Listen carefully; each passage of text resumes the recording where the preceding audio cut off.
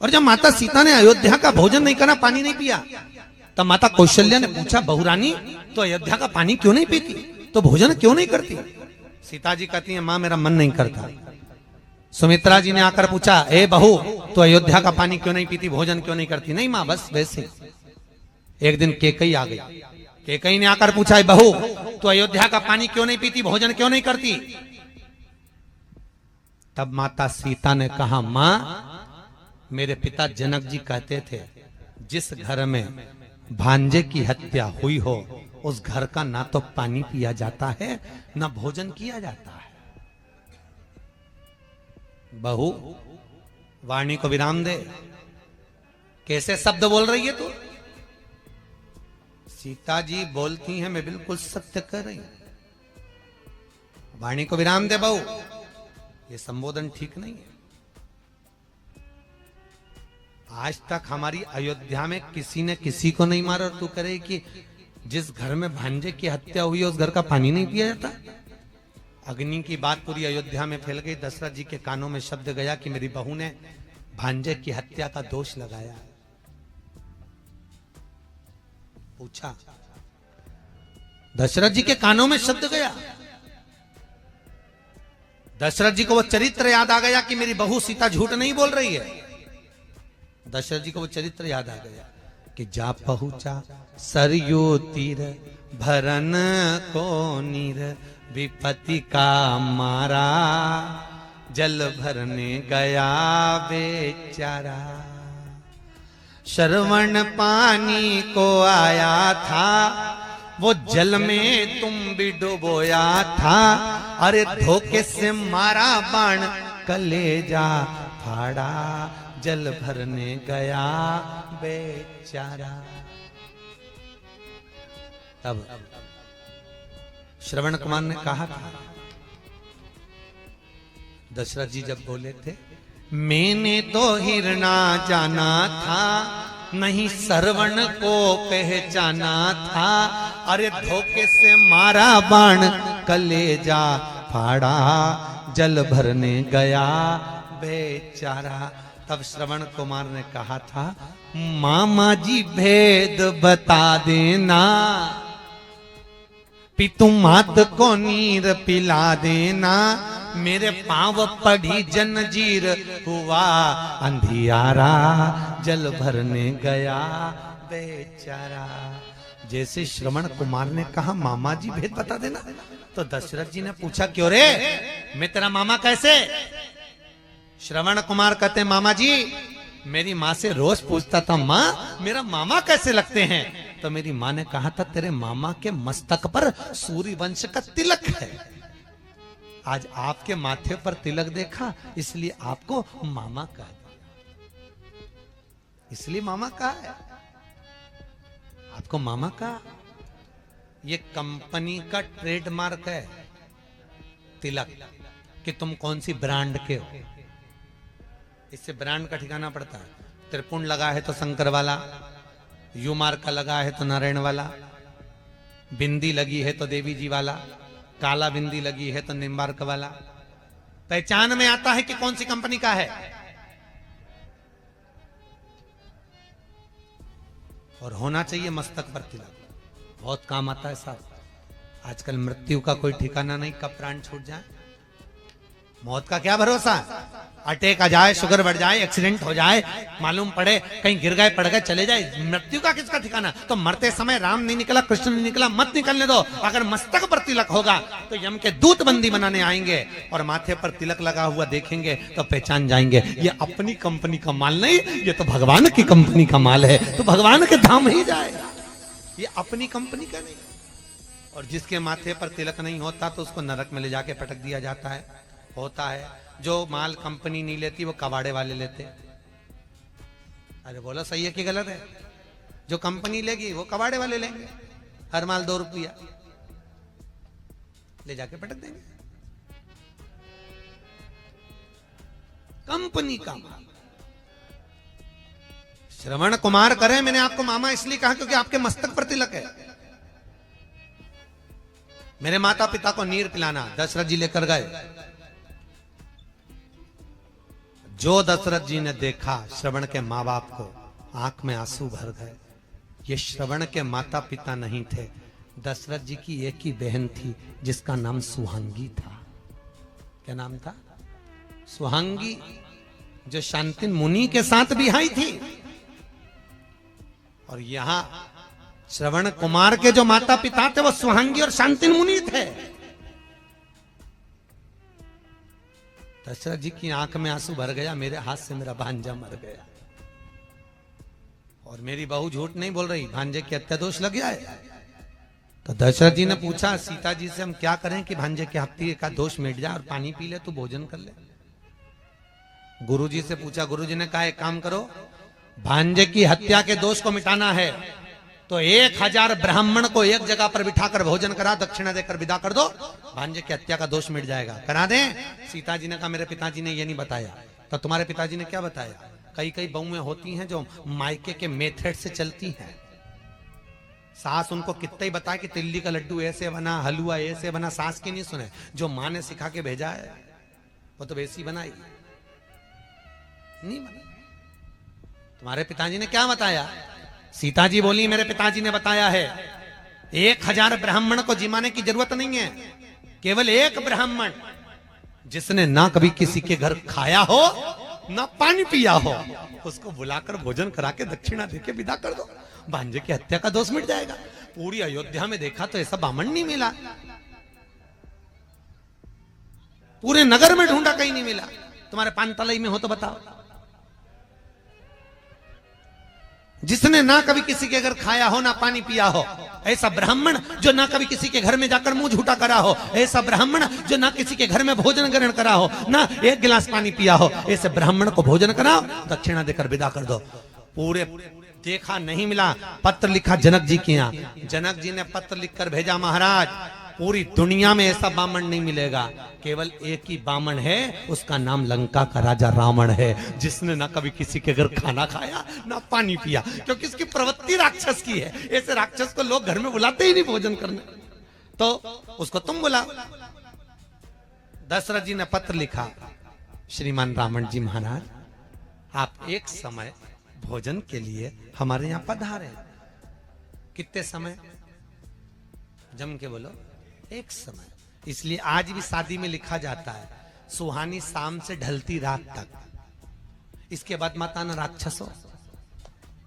तो रावण के समय से चालू हुआ ये, एक समय भोजन के लिए पधारो। कितना समय? एक समय, क्योंकि मालूम है राक्षस को 2 टाइम जिमाना भी भारी पड़ जाए। एक समय पत्र गया, वो पत्र मंदोदरी के हाथ लग गया। मंदोदरी कौन है रावण की? जम के बोलो, धर्म पत्नी। पत्नी नहीं, कौन है वो? धर्म पत्नी। और धर्म पत्नी में जमीन और आसमान का अंतर है। पत्नी वो होती है जो पति को पतन के रास्ते पर ले जाती है, पत्नी वो होती है जो पति को सिनेमा घर ले जाती है, पत्नी वो होती है जो पति को मायके ले जाती है, पत्नी वो होती है जो पति को बाजार ले जाती है, और धर्म पत्नी वो होती है जो पति को शिव महापुराण तक लेकर आती है। वो धर्म पत्नी है। धर्म पत्नी वो होती है जो पति को धर्म के पथ पर ले जा रही है, कथा सत्संग कीर्तन में ले जा रही है, भगवत नाम में ले जा रही है। वो धर्म पत्नी, वो धर्म का पत्नी, धर्म पत्नी का। मंदोदरी कौन है रावण की? जम के बोलो, धर्म। कितनी सुंदर बात लिखी तुलसीदास जी, मंदोदरी को धर्म पत्नी लिख रहा है, और वेद व्यास जी वो धृतराष्ट्र की क्या नाम था? गांधारी, उसके आगे पत्नी लिख रहे हैं, धर्म पत्नी लिखा ही नहीं। क्यों? वेद व्यास जी से पूछा तुमने इसका नाम क्या है, धर्म पत्नी क्यों नहीं लिखा? तो वेद व्यास जी ने कहा क्यों लिखो धर्म पत्नी? धर्म पत्नी वो होती है, पति की आंख से पति नहीं देख सकता तो कम से कम अपनी आंख से देखकर तो बता दे। पति पांव से नहीं चल सकता, अपने पांव से तो चलकर पति को तीरथ करा दे। पति हाथ से काम नहीं कर सकता, अपने हाथ से तो काम कर ले। पर ये गांधारी तो ऐसी थी कि पति की आंख नहीं थी तो और पट्टी बांध के बैठ गई, जैसे तुम वैसे हम। ले वो तो अच्छा है कि आज के कलयुग में नहीं पैदा हुई। अगर कलयुग में गांधारी होती तो मालूम पड़े पति हॉस्पिटल में पड़ा पलंग पे, उसको चढ़ रही बाटल, तो ये भी कहती हम भी पड़े पलंग पे, हमें भी चढ़ा दो बाटल। लो क्या करे उसने? पत्नी मंदोदरी धर्म, अरे बोलो तो धर्म पत्नी होना चाहिए। धर्म पत्नी का फर्ज अदा करो। और आपसे भी निवेदन है, धर्म पत्नी का फर्ज अदा करो। जितनी कथा यहां सुनकर जाओ, अगर वो कथा में नहीं आ रहा है तो उनको जाके पूरी सुनाओ। दिन में नहीं सुने तो रात के सुनाओ, नहीं सुने तो पांव दबा दबा के सुनाओ, पर सुनाओ। कथा सुनाना जरूर, सुनाओ। सती का मन नहीं लगा कथा में तो भी शंकर जी लेके गए थे कुंभज ऋषि के। एक बार तीर्था जुगमाई शंभु गए कुंभज ऋषि पाई। भले मन नहीं लगे पर कथा तो सुना। नियम लो कि मैं रात को 9 बजे से 12 बजे तक कथा सुनाऊंगी, बस सीधी बात, जो सुन के जाऊंगी सुना। एक बार हमने इंदौर में ये बात कह दी अपना पैलेस में कि धर्म पत्नी का फर्ज है कि पति को कथा सुनाए। एक नई नवेली बहू आके बैठी थी, शादी के 6 महीने हुए थे, वो रोज अपने पति को सुनाती। तीसरा दिन कथा का वो आके बोली, गुरुजी आज मेरा सेठ आया है। मैंने कहा बेन मिलाना हो, तेरे पति से जरूर मिलाना हो। कथा पूरी हुई तो वो बेलपत्र लेने आए। मैंने उससे पूछा भैया तो 3 दिन कथा में नहीं आया, चौथे दिन कैसे आया? उसने कहा गुरुजी ईमानदारी से बोलो। मैंने कहा बिल्कुल ईमानदारी से बोल। वो कहने लगा गुरुजी रात को 9 से 12 सुनने से अच्छा है दिन में 12 से 3 सुन लूं, क्योंकि पूरी रात बैठ के ये कथा ही सुनाती रहती है, उससे अच्छा मैं दोपहर में सुन लूं तो अच्छा। नियम से सुना। मंदोदरी धर्म पत्र गया मंदोदरी के हाथ। मंदोदरी दौड़ के रावण के पास पहुंची। लंकेश की जय हो, लंकाधिपति की जय हो। रावण ने सोचा आज तो बड़ी जय जयकार हो रही मेरी, और मेरी धर्म पत्नी कर रही है। क्योंकि जिंदगी में केवल एक धर्म पत्नी ऐसी होती है, वो हर कभी पति की जय जयकार करती ही नहीं। कभी जिंदगी में किसी की भी पत्नी हो वो कभी जिंदगी, तुम देखना अच्छे से अच्छे विद्वान की भी पत्नी होती है ना, विद्वान से विद्वान की पत्नी भी होगी, किसी विद्वान से विद्वान पंडित की भी पत्नी होगी तो एकादशी पड़ोसन से पूछ के करेगी, पति से नहीं। सोमवार करेगी तो व्रत करेगी, कोई हड़तालिका तीज का व्रत है, चतुर्थी का व्रत है, पंचमी का, जो भी व्रत करेगी पति से नहीं पूछेगी। इतना विद्वान पंडित, उससे दुनिया पूछने आ रही और वो पड़ोसन से पूछे तू कब करेगी, उससे पूछ रही। वो बेचारा पति को बुरा नहीं लगे, बता हम तो विद्वान, हमसे दुनिया पूछ रही और ये पड़ोसन से पूछ रही। इसमें पत्नी की गलती नहीं, इसमें पति की सबसे बड़ी गलती है। पति ने हाथ करके अपनी इज्जत खराब करी। एक महाराज जी थे प्रवचन में बोल रहे थे कि चतुर्मास में 4 महीना बैंगन नहीं खाना चाहिए। पत्नी भी बैठी थी, सुन लिया उसने, घर गई, सारा बैंगन उठा के नल्ले में पटक दिया नाली के अंदर। पति आया शाम को, ला भोजन ला, उन्हें भोजन दी, मूंग की दाल ने रोटी। क्यों रही बैंगन कहां गया? कल तो लाया था मैं 80 रुपए का बैंगन की सब्जी बनाने के लिए। पत्नी बोली तुम ही तो बोले थे प्रवचन में, कथा में, कि 4 महीना चतुर्मास में बैंगन नहीं खाना चाहिए। मैं उठा के सब फेंके घोड़ा पे। पति सिर पे हाथ रख के बोला, अरे ओ भाग्यवान, चौकी की कथा चूल्हे में क्यों लाई? अब खुद ही काम बिगाड़ते, खुद ही बताते क्यों? मंदोदरी ने कहा स्वामी आपने कभी ब्राह्मण कर्म नहीं करा। रावण कहता ब्राह्मण कर्म क्या होता है? मैं जनेऊ पहनता हूं, त्रिपुंड लगाता हूं, शिव का पूजन करता हूं, ये ब्राह्मण कर्म ही तो है। मंदोदरी कहती है इसको ब्राह्मण कर्म नहीं कहते। ब्राह्मण कर्म वो होता है जो जजमान के यहां जाए, भोजन करके दक्षिणा लेकर आ। रावण कहता मेरे जैसे दशानंद को कौन भोजन कराएगा? मंदोदरी के फालतू की बात छोड़ो, ऐसे बहुत सारे पड़े जो तुम्हें भोजन कराने को तैयार, तुम जाओगे? रावण कहने लगा अगर कोई अच्छा विद्वान मेरे को जिमाना चाहता चले जाऊंगा। जाओगे? पक्का बोलो। जाऊंगा। जाओ। राजा दशरथ ने बुलाया। रावण मंदोदरी के कहने पे सोने का मुकुट नीचे रख दिया। रावण विद्वान था, उसको मालूम था राम के दरवाजे पर जा रहा हूं, अहंकार का मुकुट पहन के जाऊंगा तो राम नहीं मिलेगा। मुकुट नीचे चला, दरवाजे पर पहुंचा, दशरथ जी को मालूम पड़ा ब्राह्मण आया है भोजन करने। दशरथ जी आए, रावण के चरण पखारे। राम जी ऊपर से खड़े खड़े देख रहे थे। राम जी ने देख लिया, आज मेरे पिताजी रावण के चरण पखार रहे हैं, तो ये रावण मेरे घर में भोजन करने आया है। आज मेरे पिता ने चरण पखारे हैं, तो एक ना एक दिन मैं भी पखारूंगा। ये देखो पिता के संस्कार। आज इसने कहते ना, गायत्री परिवार वाले नहीं कहते हम सुधरेंगे, बोलो जम के, युग हम बदलेंगे। युग बदलेगा, कब बदलोगे भाई? तारीख भी तो निश्चित करें।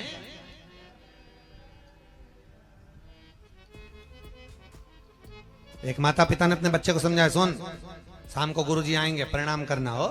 हाँ, शाम को गुरुजी आए, चल प्रणाम करके नहीं करना। पिताजी ने 2 धर के दिया, गुरुजी प्रणाम कर, नहीं करना। बच्चा रोने लगा। इतने में माँ आ गई, माँ ने कहा बेटा प्रणाम कर ले, गुरुजी हैं। नहीं करना। माँ ने भी धो दिया उसको मोगरी उठा के। इतने में गुरुजी बोले काय को मार रहे हो कि प्रणाम नहीं कर रहा? तो गुरुजी बोले नहीं कर रहा तो मत करने दो, कम से कम तुम दोनों तो करो।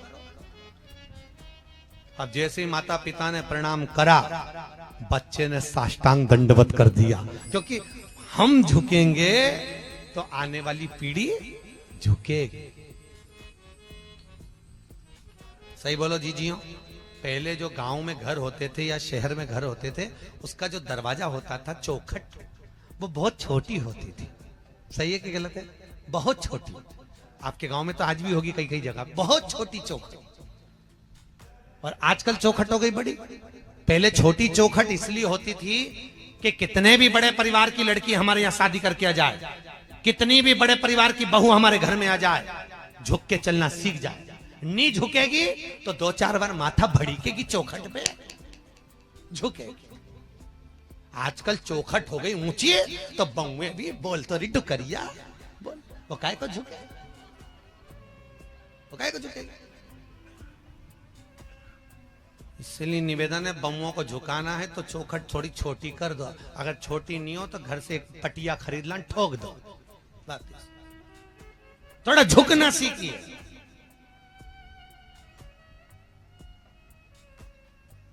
झुकना जीते की पहचान है और अकड़ना मुर्दे की शान है। जो झुक रहा है वो जिंदा है, जो अकड़ रहा है कोई धन में, कोई सत्ता में, कोई लो काम में, कोई वासना में, वो सब मर चुके हैं, मुर्दे हैं। जो अकड़ रहा, 4 ट्रैक्टर, 3 मोटरसाइकिल न 2 गाड़ी, उसकी अकड़ देख के समझ में आ जाए मरा हुआ है, मर गया। ये जिंदा ही, जिंदा होता तो इतना क्यों अकड़ता? अरे बोलो तो नरम। जो धन पाकर भी नम्र रहे तो वो एक ही बात कहता है, सब उसी ने दिया है, हमारा है क्या? क्या लेकर आए थे? ऊपर से आए थे जब। अरे बोलो तो कुछ लाए थे? फ्रिज लाए थे, कूलर, वॉशिंग मशीन, जमीन। तुम्हें तो मालूम भी नहीं था कि कहां पैदा हो गए। ये भी नहीं मालूम था कि पूरा शरीर अच्छे से मिल जाएगा, हाथ पैर पांव आंख नाक। एक आध आंख निपटा के भेजता तो क्या कर लेते? अरे बोलो तो वापिस के झगड़ा करने जाते हैं कि लड़ाई करने जाते हैं? पूरा डिपार्टमेंट अच्छा दिया उसने। तुम्हें यह भी नहीं मालूम था कि अच्छे घर में पैदा हो जाओगे, पान तलई में आ जाओगे, अच्छी जमीन जायदाद घर परिवार सब अच्छा मिल जाएगा, अच्छे कुल में पैदा हो जाओगे। ये भी नहीं मालूम था किसी भिखारी के घर में पैदा हो जाते और घंटा घर के पास में कटोरा लेके बैठे रहते। तो बोलो तो सही, उसकी कृपा कितनी है, सोचो। हर पल उसको धन्यवाद देना चाहिए, हर पल। ये जायदाद दी है, ये औलाद दी है, मुसीबत में हर वक्त इमदाद दी है, तेरा ही दिया मैंने कि ब्राह्मण को भी अगर वस्त्र दिया जाता है तो वो जोड़े का दिया जाता है। धोती दी है तो साथ में कुर्ता देना है, शर्ट दिया है उसके साथ में भले जनेऊ रख देना है। अगर आपके पास में धोती नहीं है, पजामा का कपड़ा, पैंट का कपड़ा नहीं है तो जनेऊ रख दो। जनेऊ नहीं हो तो हाथ में बांधने वाली वो मोली, नाड़ा, लच्छा वो बांध कर दे दो, वो रख दो। स्त्री को कोई वस्त्र दे रहे हो तो साड़ी के साथ में ब्लाउज लगा कर दो या कोई सौभाग्य की वस्तु रख दो। अकेला ब्लाउज पीस भी दे रहे हो तो उसके साथ टीकी का पत्ता रख दो। उसके साथ कोई वस्तु जोड़े से होना चाहिए, सिंगल वस्तु का दान नहीं दिया जाए।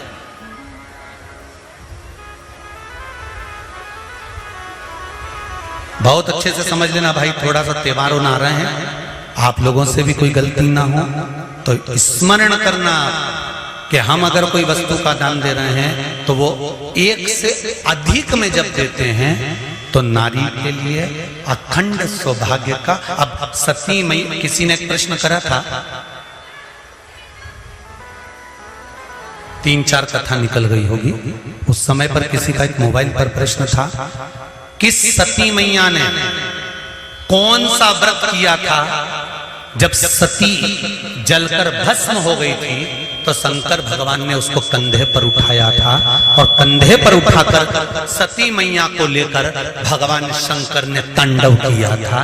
सती ने ऐसा कौन सा पुण्य कर दिया था जो अपने पति के कंधे पर बॉडी पड़ी हुई है, लाश पड़ी हुई है, शव पड़ा हुआ है और सती मैया के शव को लेकर शंकर नाच रहे हैं, शिव तांडव कर रहा है।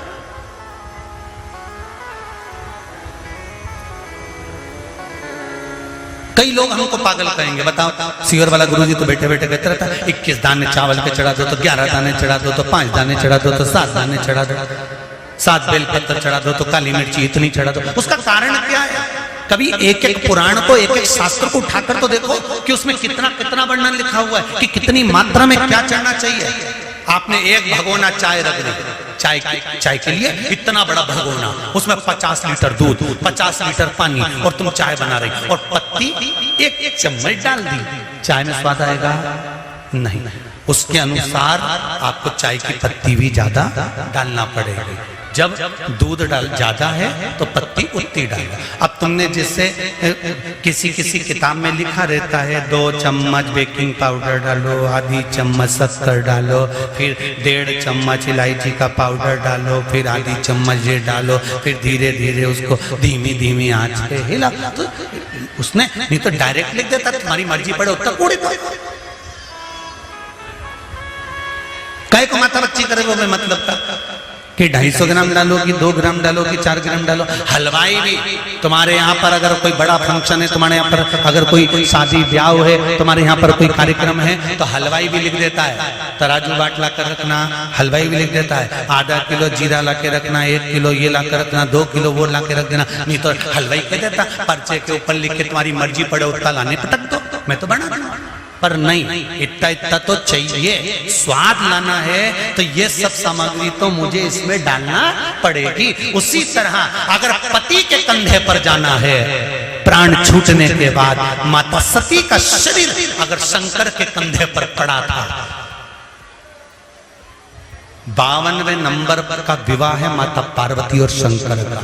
51 बार माता पार्वती जन्म लेकर प्राणों को त्याग चुकी थी। 50 बार माता पार्वती, कभी उमा, कभी कात्यायनी, कभी कुष्मांडा, कभी स्कंदा, ऐसा माता पार्वती के ना जाने कितने जन्म हुए, कितने अवतार हुए। इन सारे जन्मों में माता पार्वती के शरीर को शंकर भगवान कंधे पर लेकर नहीं नाचे,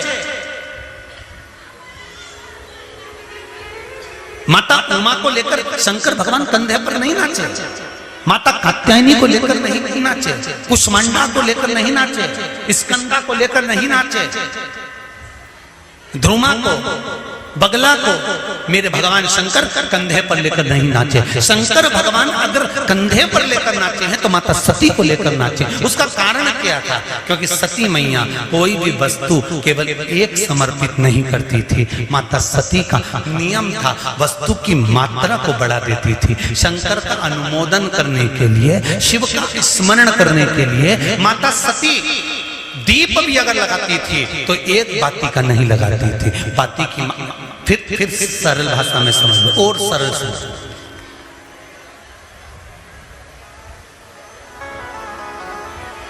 दूल्हा दरवाजे पर जब आता है, मटकी में जो दिया लगाया जाता है, सालीहों लेके खड़ी होती है कन्याओं, वो मटकी में एक बत्ती का दिया लगता है कि 4 बत्ती का लगता है? जम के बोले 4 बत्ती का लगता है ना। 4 बत्ती का दिया, क्योंकि हमारे यहाँ शुभ कार्य हो रहा है, 4 बत्ती का दीप लगाया। तुम्हारे यहां प्रतिदिन घर में आरती करते होगे, तो जो घी के डब्बे में भींगी भींगाई बत्ती रखी रहने, उसको निकाल के धर देते। बोलो सही है कि गलत है? निकाल के धरी, माचिस से लगाई, तन मन धन सब कुछ तेरा, और आरती कर कुरा के, घंटी बजा के, भोग लगा के, शक्कर रख के, भगवान को प्रणाम करके चली जाती। अब तुम्हारे यहाँ सत्यनारायण भगवान की तुमने कथा करवाई, तो जो घी की बत्ती लगी वो तो लगी, उसके अलावा एक दिए में कपूर अलग से लगाया। मतलब कितनी बाती हो गई? एक घी की हो गई, एक कपूर की आरती हो गई। जजमान लोग यहाँ आरती करते हैं, उसके बाद में कपूर फिर जला देते हैं। उसका कारण क्या? अधिकता में फल प्राप्त करना, अधिकता में फल देना।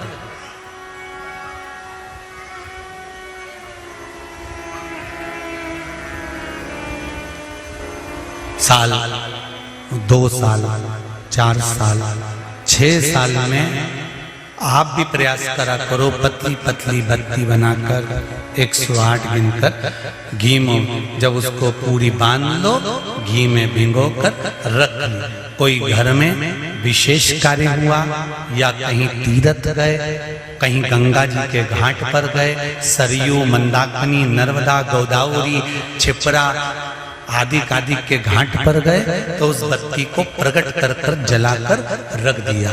क्या होता है उससे?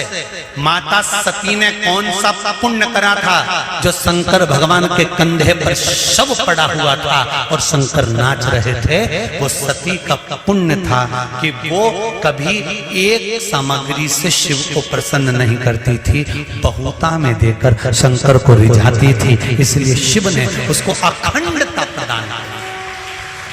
शंकर भगवान ने अखंडता दी है उसको, अखंडता।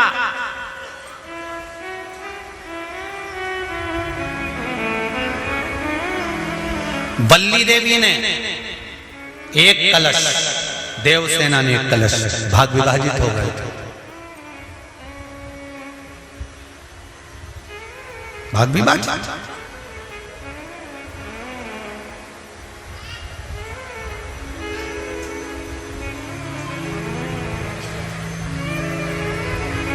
आधा भाग भगवान को चाहिए ही पूर्णता। फिर निवेदन करेंगे। अब एक प्रश्न और खड़ा हो जाता है, ध्यान दीजिएगा जरा, कि गुरुजी तो कथा में कहते हैं कि एक बेलपत्र भी चढ़ा दी तो भगवान शंकर ने स्वीकार करी।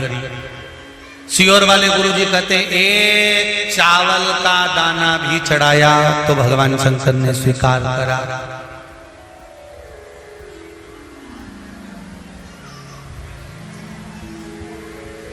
इसका क्या भाव है? इसका क्या भाव? इसका क्या महत्व है? तो वो भी समझ लेना जरा अच्छे से, बहुत ध्यान से समझना जरा। बाती शंकर जी के मंदिर के बाहर लगाई है। कहां लगाई है? मंदिर के बाहर। कपड़े दान करे मंदिर के बाहर। पंडित जी जब मंत्र बोलते हैं तो कहते हैं एक बेलपत्रम, एक बेलपत्र मात्र,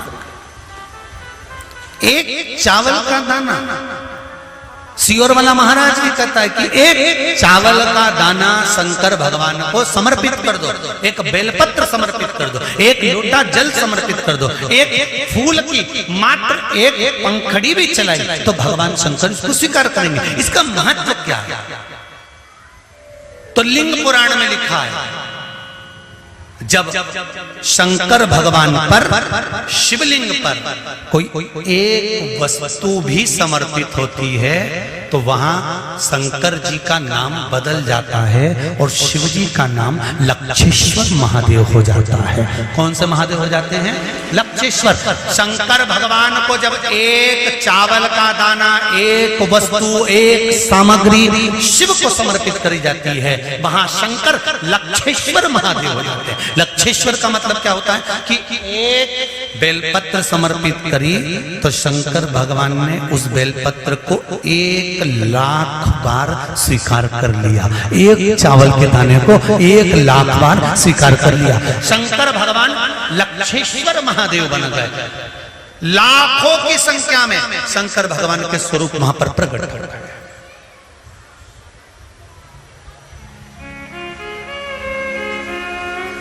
आप में से कितने लोग हैं जो क्षिप्रा नहाए थे? आप में से कितने लोग हैं जो नर्मदा नहाए? आप में से कितने लोग हैं जो गंगा नहाए? आप में से कितने लोग हैं सरयू नहाए?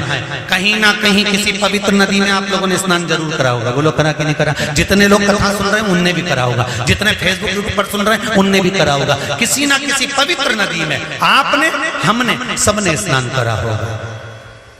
अब स्नान तो हम कर लिए,